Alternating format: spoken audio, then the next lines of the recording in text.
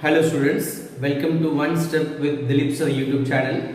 Today we are going to solve the practical problem number 11 from the dissolution of partnership firm, which is on page number 249, जो कि हमें all partner become insolvent, सारे के सारे partners यहाँ पे insolvent हुए हैं। ऐसे सिचुएशन में dissolution को किस तरह से solve करना है, किस तरह से assets liability को पोस्ट करना है, ये इस चैप्टर में या इस क्वेश्चन में हम पढ़ने वाले हैं।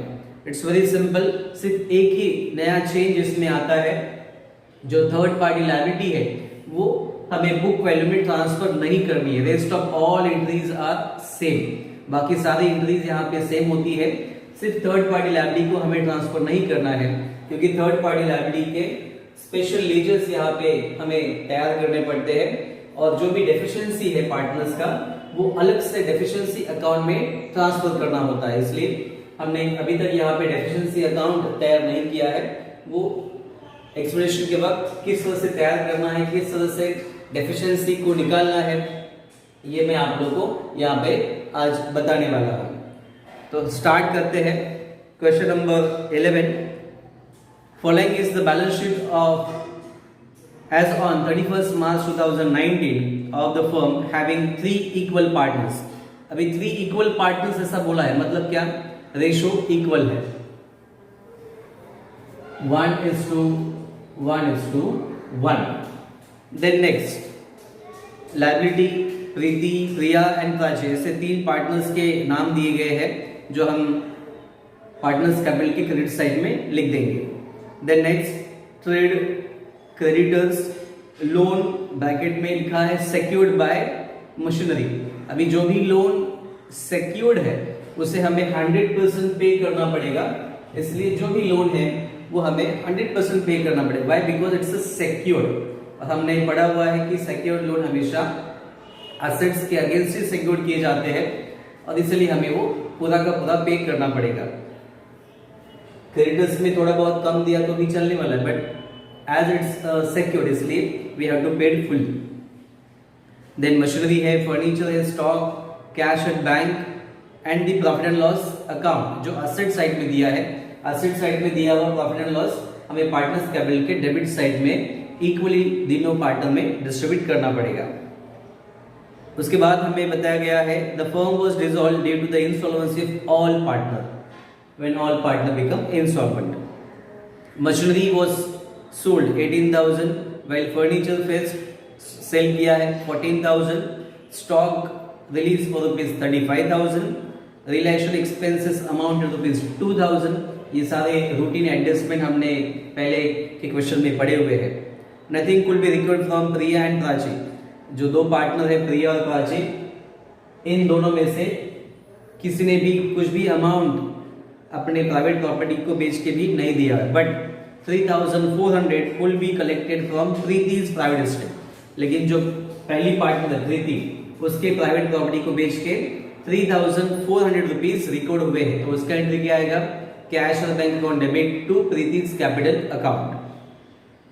Close the books of accounts of the firm, हमें बुक्स ऑफ अकाउंट क्लोज करने के लिए कहा गया है। तो स्टार्ट करते हैं। पहला इफेक्ट, हम हमेशा पार्टनर्स कैपिटल के साथ चलते हैं। So by balance brought down, Preeti 40,000, Priya 35,000,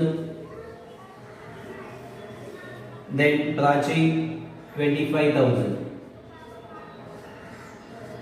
clear? Then next trade creditors and loan, ये हमें अभी थर्ड पार्टी लायबिलिटी में ट्रांसफर नहीं करना है, क्योंकि तीनों पार्टनर इनसॉल्वेंट है, इसलिए लायबिलिटी साइड हमेशा क्रेडिट बैलेंस शो करता है, इसलिए बैलेंस के तौर पे यहाँ पे लिख देंगे by balance brought down. Creditors का बैलेंस है 50,000। देन नेक्स्ट लोन का बैलेंस कितना है, by balance brought down, loan balance is 30,000। Assets को बुक वैल्यू में ट्रांसफर बिल्कुल करना है, इसलिए to sundry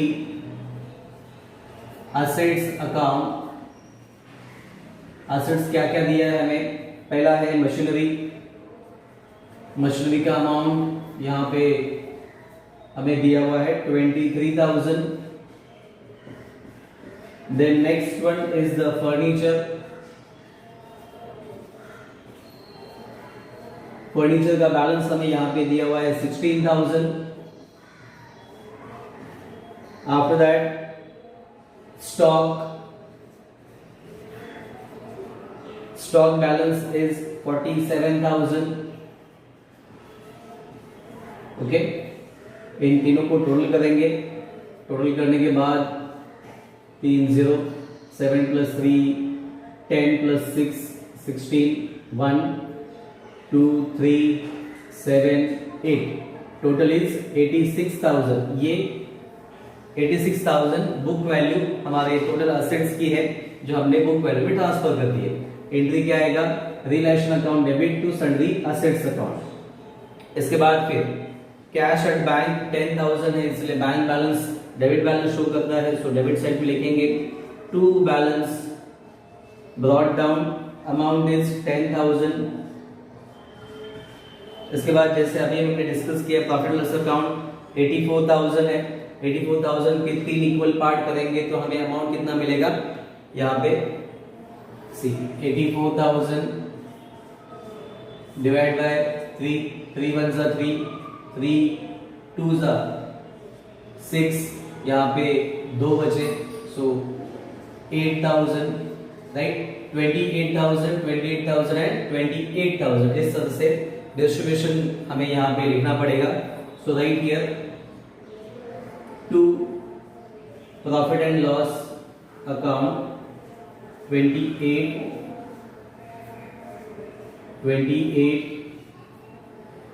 and 28,000 3 equal part हमने किए तो हमें यहाँ पे 84,000 का डिस्ट्रीब्यूशन मिल जाएगा। इसके बाद फिर पहला इफेक्ट हमें एसेट्स को सेल करना पड़ेगा। अभी एसेट्स को सेल करने के बाद एंट्री क्या आएगा, कैश और bank account debit to realisation account, इसलिए यहां पे लिखेंगे बाय बैंक अकाउंट। क्या क्या एसेट्स हमें यहां पे बेचने के लिए बोला गया है, पहला है मशीनरी, मशीनरी। उसके बाद फिर दूसरा अमाउंट हमें दिया है फर्नीचर का, फर्नीचर। इसके बाद फिर third amount they have given to us stock, right. 3 ही एसेट्स है इसलिए 3 अमाउंट हमें यहाँ पे लिखने पड़ेंगे। मशीनरी का अमाउंट है 18,000, फर्नीचर का अमाउंट है 14,000 जो सेल वैल्यू है, और स्टॉक का सेल वैल्यू है 35,000, राइट। टोटल करेंगे 8 + 4 12, 12 + 5 17, 1 1 2 3 5 6 67,000 इतना अमाउंट हमें एसेट्स को सेल करने के बाद मिल गया। तो एंट्री कहाँ पे आएगा, यहाँ पे क्रेडिट है तो यहाँ पे डेबिट आ जाएगा, क्योंकि एसेट्स को सेल करने का एंट्री आता है कैश और bank account debit to realisation account, to realisation account. Account यहाँ पे लिखेंगे एसेट्स सोल्ड। एसेट्स कितने में सेल किया हमने, 67,000 में सेल किया। इसके बाद फिर नेक्स्ट हमें एक और एडजस्टमेंट यहाँ पे दिया हुआ है, रिलेशन एक्सपेंसेस अमाउंट ₹2,000, 2,000 रुपए रिलेशन का एक्सपेंस आया हुआ है, इसलिए टू बैंक अकाउंट यहाँ पे लिखो रियलाइजेशन एक्सपेंसेस, 2,000 रुपए रियलाइजेशन के एक्सपेंसेस के पेड किए हुए हैं, ₹2,000 खर्चा है इसलिए पैसे चले गए credit side. By realisation account bracket में रियलाइजेशन एक्सपेंसेस पेड कितना पे किया, तो 2000 रुपये पेड किए। इसके बाद फिर लास्ट में हमें बताया गया है कि प्रिया और प्राची के अकाउंट से कुछ भी पैसा रिकॉर्ड नहीं हुआ, लेकिन प्रीति के अकाउंट से अमाउंट रिकॉर्ड हुआ है। कितना रिकॉर्ड हुआ है, तो 3400 रिकॉर्ड हुआ है, इसलिए यहाँ पे हम लिखेंगे टू प्रीति कैपिटल अकाउंट 3400 किसने पैसे दिए, तो प्रीति ने दिए, इसलिए बाय बैंक अकाउंट कितना पैसा दिया उसने, तो 3400 दिया, इसलिए उसके अकाउंट में हमने ये लिख दिए। देन नेक्स्ट, सारे एडजस्टमेंट यहाँ पे खत्म हो चुके हैं, तो पहला रिलेशन को क्लोज करेंगे। यहाँ पे इस तरफ अमाउंट ज्यादा दिख रहा है, टोटल करेंगे 88,000 टोटल मिल जाएगी। 88,000 से 67,000 माइनस करेंगे, तो लॉस देखो कितना मिलेगा हमें, 8 में से 7 चले गए 1, 8 में से 2 चले गए, सॉरी 6 चले गए 2, 21,000 इज द लॉस अमाउंट। ये 21,000 लॉस हमें, यस टेक्स्ट बुक का भी आंसर हमें 21,000 दिया गया है। So by partners capital account bracket में लॉस, तीनों पार्टनर के नाम Preeti, Priya and Prachi.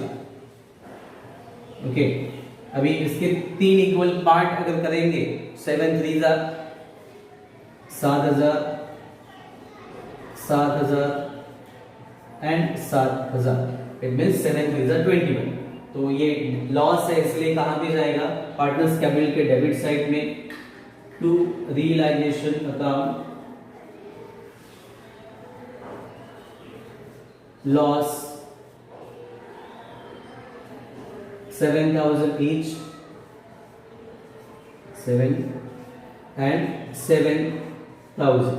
Then next loss हमने यहाँ पे लिख दिया है, तो इसे क्लोज कर देते हैं। ठीक, यहाँ पे इसे क्लोज कर देंगे। डेबिट क्रेडिट किस तरफ की टोटल ज्यादा है देख लेते हैं, और उस तरह से बैलेंस निकाल लेंगे। यहाँ पे अगर हम देखते हैं तो प्रिया का जो बैलेंस है इस तरफ भी 35,000 है, और क्रेडिट साइड में भी 35,000, मतलब प्रिया का बैलेंस यहाँ पे क्लोज हो गया। डेबिट में भी 35, क्रेडिट में भी 35, ना ही उससे कुछ अमाउंट रिकवर होगा, ना ही उसे कुछ देना पड़ेगा। देन नेक्स्ट प्राची का यहाँ पे 35,000 है, यहाँ पे 25,000 है, सो वी राइट हियर 35,000, यहाँ पर भी 35 क्योंकि डेबिट साइड ज्यादा है। यहाँ पे बैलेंस कितना बचेगा फिर 10,000, तो ये किस नाम से लिखा जाएगा, बाय डेफिशिएंसी अकाउंट। डेफिशिएंसी कितना मिला उसका, तो यहाँ पे मिला 10,000, राइट। इसके बाद फिर प्रीति का यहाँ पे 35,000 है, इस तरफ है 43,400, यहाँ पर लिखेंगे 43,400, तो 43,000 से 35,000 माइनस हो गए, तो बैलेंस कितना बचेगा देखो, 0 0, यहाँ पे 4, फिर 13 में से 5 चले गए 8, राइट, तो 8,400, सो to deficiency account.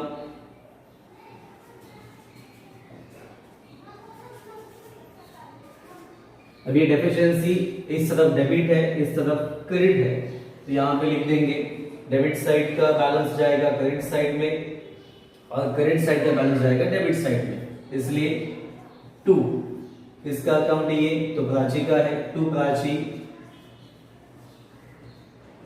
Capital account 10,000, और इस तरफ बाय किसके नाम से लिखा हुआ हमने वहां पे, तो प्रीति, 2 प्रीति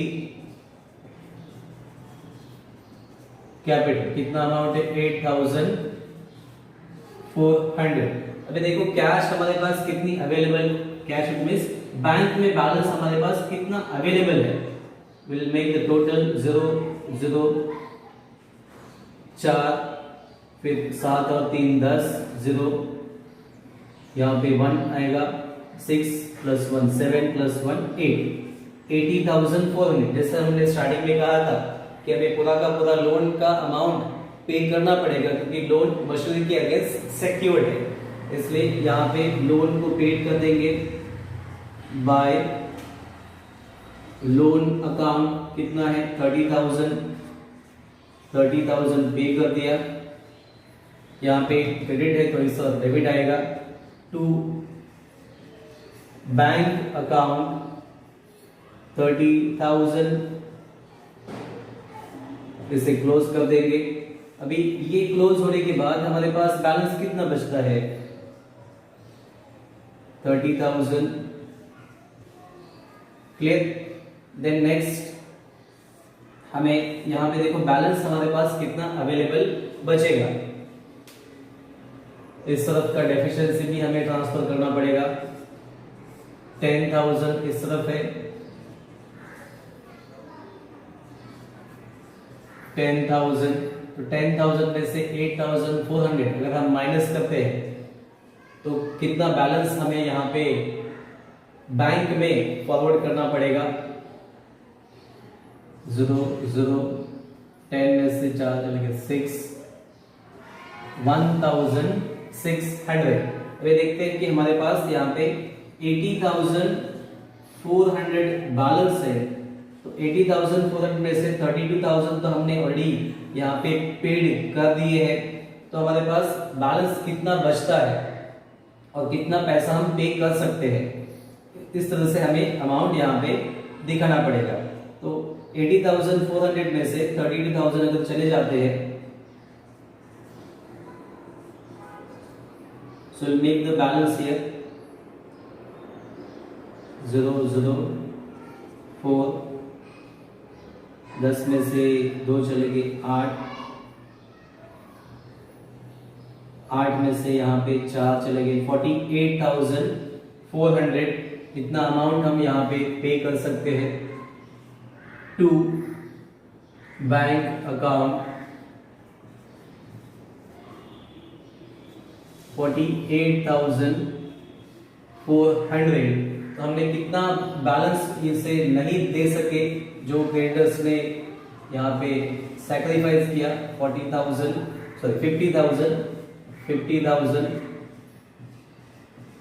इसे टैली करने के लिए हमें ये डेफिशिएंसी का जो अमाउंट है ये कहां पे देना पड़ेगा, बाय क्रेडिटर्स अकाउंट। यहाँ पे बाय इट मींस इस वक्त आएगा to deficiency account 1,600, total is 50,000। तो यहां पे क्या लिखेंगे, बाय क्रेडिटर्स अकाउंट। कितना पे किया हमने, तो 48,400। इस तरह से हमने इसे क्लोज किया हुआ है। ओके। मेनली आप लोगों को जब ऑल पार्टनर इंसॉल्वेंट दिया जाएगा तो जो भी थर्ड पार्टी लायबिलिटी के अकाउंट है वो हमें यहाँ पे लेजर के तौर पे ड्रॉ करने हैं। उसके बाद डेफिशिएंसी निकालनी है और डेफिशिएंसी में जितना बैलेंस हमें बचेगा उतना ही हम उनको पैसा पे कर सकते हैं, and rest of amount to be close to the deficiency account. Okay. अगर आप लोगों को मेरे वीडियो पसंद आ रहे हैं तो मेरे चैनल को सब्सक्राइब करो, अपने दोस्तों के साथ फॉरवर्ड करो और ऐसे ही प्रैक्टिस करते रहो। Thank you.